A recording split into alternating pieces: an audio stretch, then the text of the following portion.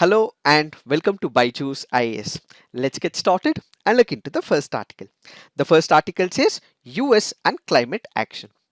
We have the United States of America under Trump administration which had withdrawn from the Paris Agreement.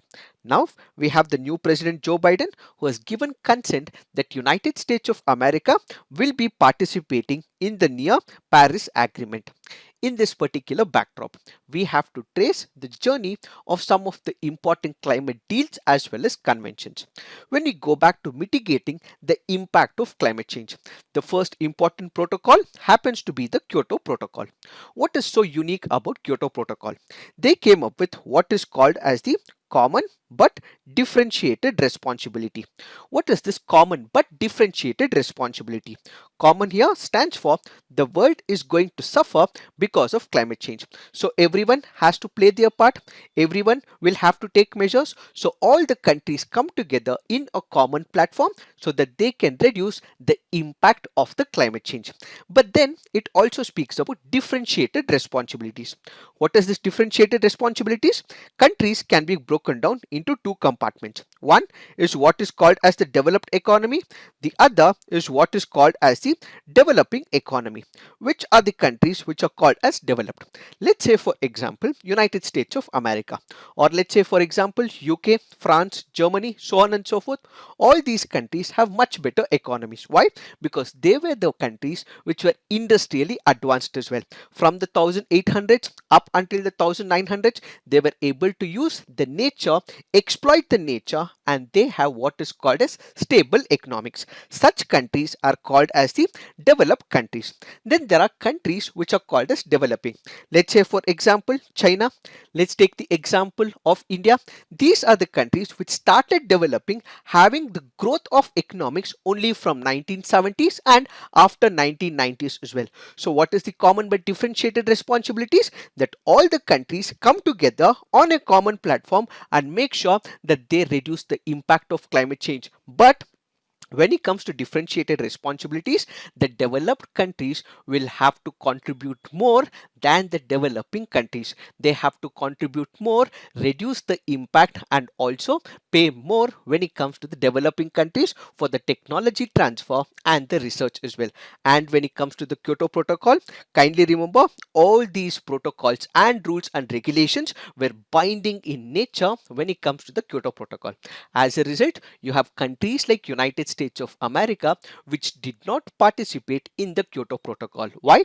That is because they felt that this binding effect was not good on the United States of America. Back then, we have President George W. Bush who went on to say that such an idea of common but differentiated responsibility will not serve good for the economy of United States of America. He said that such a concept of differentiating developed and developing countries will not hold good, says George W. Bush. And at the same time, he also went on to say that there was no scientific rationale behind it. They also questioned the very idea of developed countries contributing to the developing countries. And he said, since we do not have the technology to reduce the impact of climate change, this particular idea of climate change in itself is a hoax, said George W. Bush. That is when we have to look at next important convention called as the Copenhagen Accord. This Copenhagen Accord started in the year 2009. What is this accord all about? In the Kyoto Protocol, what we had was the binding regulation. So countries had to bind by their regulations. They had to make sure that there is mitigating impact that they are up to. But when it comes to Copenhagen Accord, which was taken up by the United States of America and also had countries called as basic countries, where you have Brazil, China, India, and South Africa. Therefore, in this Copenhagen Accord, we have the United States of America and all these countries who come on a common platform, and United States of America is able to convince what we require is voluntary action and not the legally binding commitments as it was present under the Kyoto Protocol. This is where they were able to bring to this particular platform the idea of what is called as voluntary contribution. But ultimately, they were not able to bridge the differences, but they did not also have the consensus when it comes to the Copenhagen. But the seeds of the voluntary contributions was laid in the Copenhagen Accord. This is where we have have to enter the next one, that happens to be the Paris Agreement. What is the importance of Paris Agreement? As we initially discussed, in the Kyoto Protocol, there were binding limitations. When it comes to Copenhagen Accord, voluntary assessment was laid, but there was no consensus. But in Paris Agreement, what we have is the voluntary contributions which was established. So what is this voluntary contributions? No country will impose with the benchmark, but instead countries on their own will have what is called as the nationally determined contributions. So what is this nationally determined contributions? This is where every country will start reducing the national emissions and adapt to the impact of climate change on their own on the voluntary basis. So the seeds were sowed in Copenhagen Accord, but this was ultimately met in what is called as the Paris Agreement. So there was no binding conclusions, but instead what countries came up with is called as the nationally determined contributions. So there was no enforcement from any of the United Nations organization, but instead countries on their own started committing that they would reduce the emissions and would come up with alternative sources when it comes to energy reserves as well. But unfortunately, we had President of United States of America Obama, who was replaced with Donald Trump. So what does Donald Trump do? He immediately withdraws United States of America from the Paris Agreement.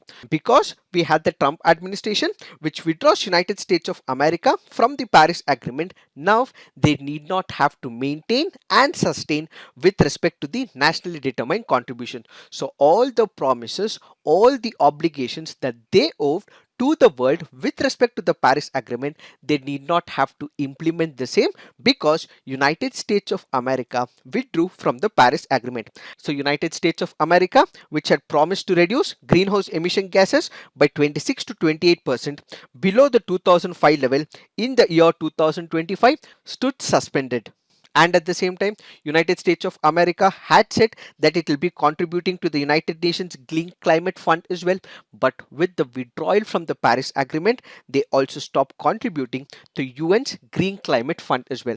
Apart from this, the Trump regime focused on many other things which were devastating to the impact of the climate change. What was it? He started diluting standards on the air quality and the vehicular emissions, loosening the way the government calculated the social cost of the carbon. He revoked the protection for the natural habitats and tinkered with number of environmental rules as well. With this particular withdrawal, what we had is the image of the United States of America suffered when it comes to the global environmental fight. United States of America also contributed immensely to the global research as well as development. When we are quoting papers, when we are citing papers, nearly 74 papers out of the top 100 were from the United States of America. With the government withdrawing from the Paris Agreement, the amount of money that was given to the research and development also started dropping eventually with the Trump administration as well. And at the same time, United States of America also was investing a lot of money on the technology front as well, and the tools and techniques which are needed for the improvisation and also mitigating the impact of climate change. Once again, the funding was also reduced by United States of America. United States of America at the same time was accounting to nearly 15% of the global greenhouse gas emissions. Now, with all these rules diluted, with new rules that are coming up, what we had was a major catastrophe that which was unfolding because of the Trump administration when it comes to the fight against the climate change. But for the good of the world, what we have is the new president, Joe Biden, from the United States of America. He has currently gone on to say that United States of America will be joining the Paris Agreement and all the nationally intended contributions will also be met by the United States of America. So Mr. Biden has now come up with a team where this will be led by John Kerry to lead what is called as the clean development. They will be coming up with clean energy jobs, university research and the private sector will all involve to come up with new research and development and the technology as well.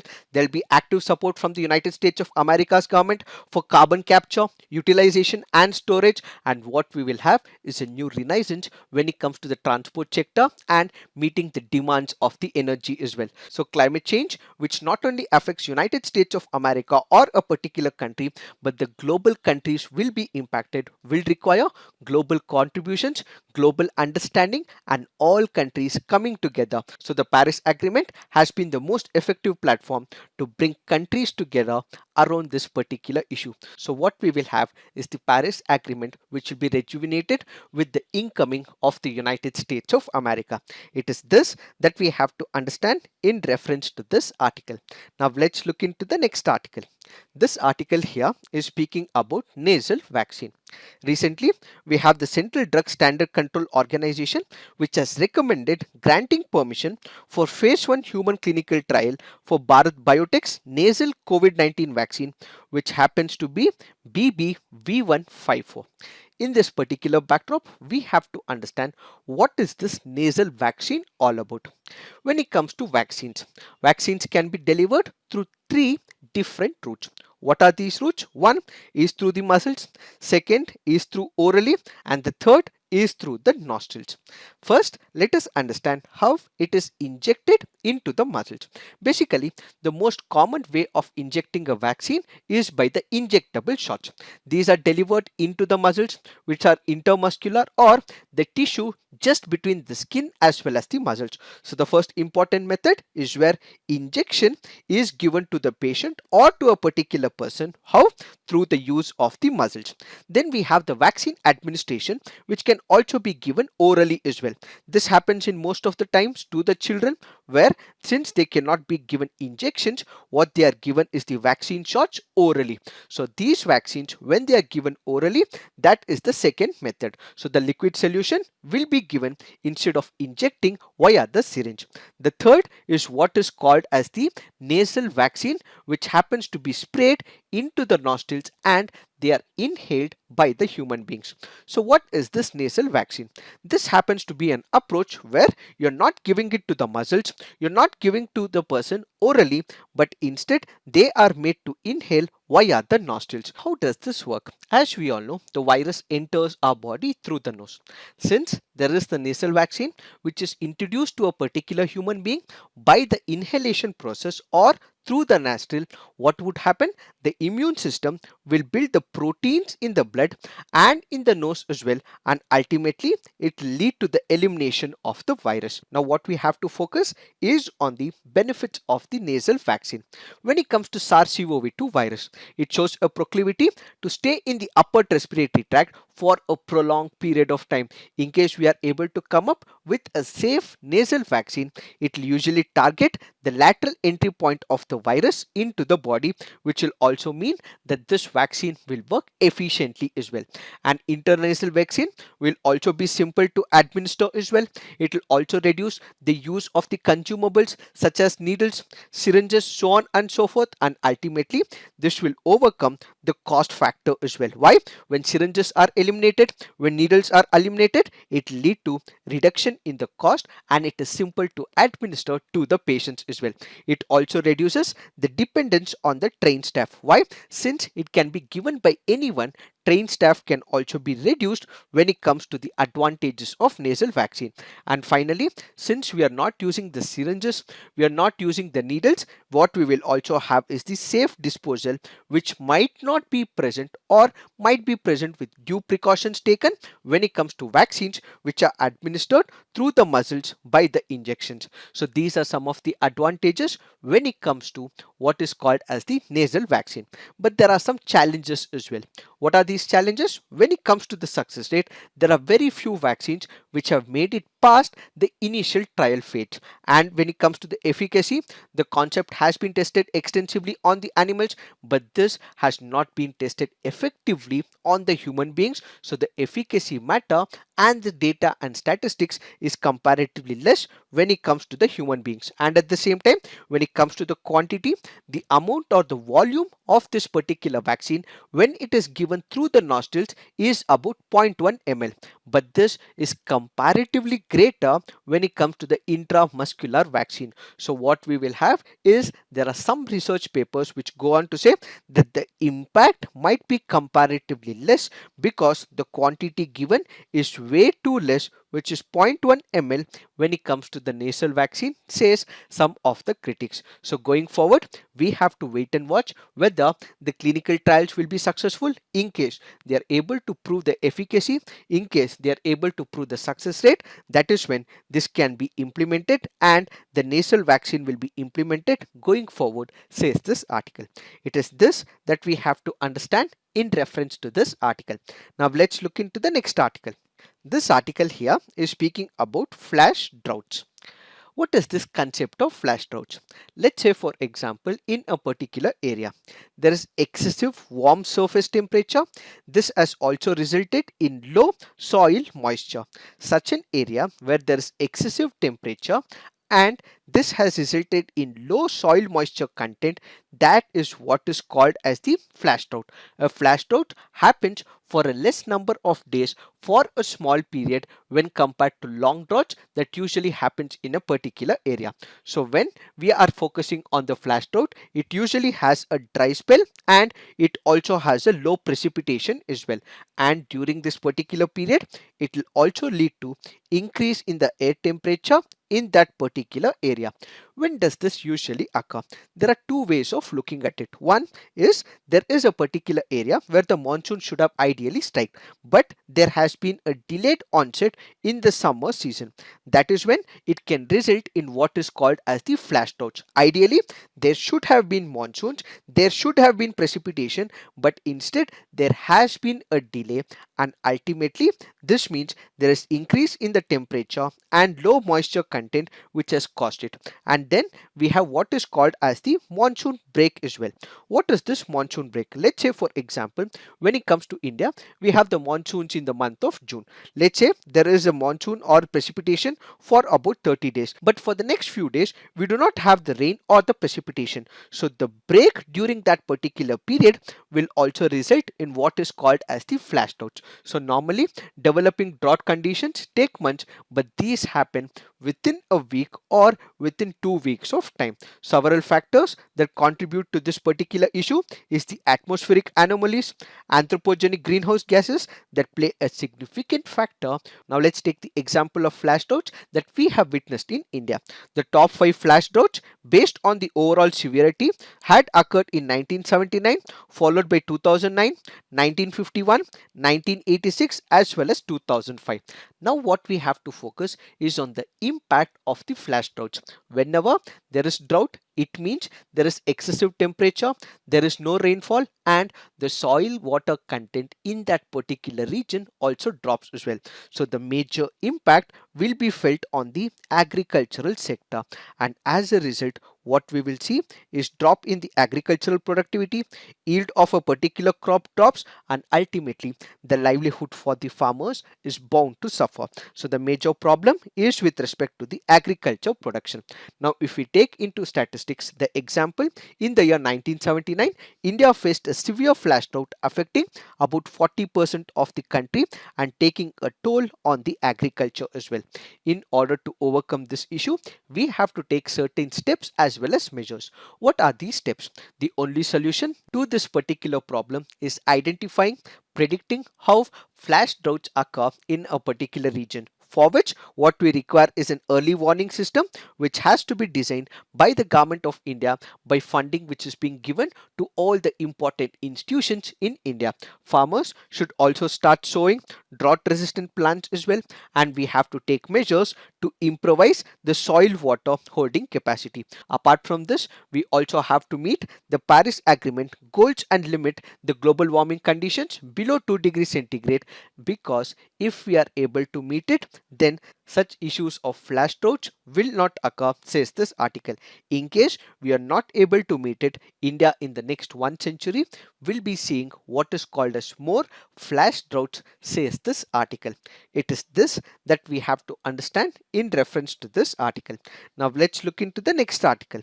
This article here is speaking about COVID-19 vaccines and the possible side effects. We have discussed this article a number of times. Basically, there are two types of vaccines that has been given permission by the government of India. One is the Covishield, which has been developed by AstraZeneca and Oxford University along with the Serum Institute of India. Then we also have what is called as the Covaxin, which is produced under a collaboration between Bharat Biotech and Indian Council of Medical Research. If there are people who are administered with this particular vaccine and in the near future they might face certain consequences or complications. So what could be these complications if they are administered with the vaccine? So common side effects include tenderness, pain, redness, itching, swelling or bruising, fatigue, chills or feeling feverish, headache, nausea, joint pain, muscle ache, a lump at the injection site, fever, vomiting, flu-like symptoms such as high temperature, sore throat, running nose, cough and chills as well. Apart from this, they may also feel dizzy, decreased appetite, abdominal pain, enlarged lymph nodes, excessive sweating, itchy skin or rash are the uncommon side effects of the vaccines as well. In case there are people who are administered with this particular vaccine and they have any of these side effects, they have to immediately contact the nearby hospitals and they have to update the same information to that particular hospital. This is what the Ministry of Health says in this particular backdrop. And at the same time, these vaccines, that is Covaxin as well as the Covishield, should not be given to whom? One, it should not be given to the children, and two, it should not be given to the lactating women, and three, to the pregnant women. Apart from this, this particular vaccine should also not be given to the immunocompromised people. Who are these immunocompromised? Let's say for example, we have what is called as immunity to the viruses as well as bacteria. In case the immune system defenses are low, they are not able to fight the infections and diseases, such people it should not be administered. In case there are individuals who have a history of allergy, or they are suffering from fever, or they have a bleeding disorder, or they are on a blood thinner, again such should not be administered to the people as well. In case there are people who are suffering from any of these side effects, the same will have to be intimated to the nearby hospital and will also have to be updated on the COVID application, says the Ministry of Health. It is this that we have to understand in reference to this article. Now let's look into the mains practice questions. What are the implications of US President Joe Biden rejoining the Paris Climate Agreement? Next question, what is a nasal vaccine? Discuss the benefits and potential concerns of the nasal vaccine. So please write all your answers on the comment section, peer review, and also give positive feedback to their answers as well. This is it for today. Thank you for watching. All the best.